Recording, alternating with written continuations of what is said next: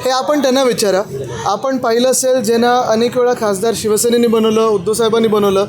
एक व्यक्ती तर अशी की 5 वेळा खासदार बनवलं आणि त्यांना काल 9 की 10 तास थांबून देखील तिकीट मिळालं नाही. दुसरे आहेत दुसऱ्या एका मतदारसंघाचे, तिथे देखील तिकीट मिळालं नाही. अजून 2-3 आहेत ज्यांची तिकीटं कापली जाणार आहेत. मग नक्की त्यांच्यासोबत जाऊन मिळवलं तरी काय?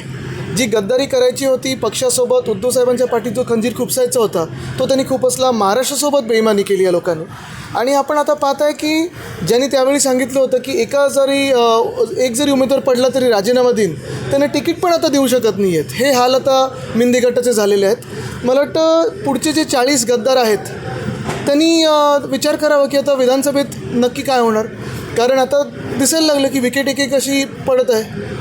छत्रपती संभाजीनगरचा तुम्ही उमेदवार जाहीर करून टाकला प्रचार करत, शिंदे गटाचा उमेदवार काय आणखी अनेक ठिकाणी महाराष्ट्रात आपण पाहत असाल, भाजपा असेल किंवा मिंदे गट असेल किंवा राष्ट्रवादीची गद्दार गँग असेल, उमेदवार मिळतच नाहीत. म्हणजे आपण पाहत असाल मुंबईत देखील भाजपाने अजून 2च उमेदवार जाहीर केले आहेत, ते देखील मुंबई विरोधी आणि महाराष्ट्र विरोधी.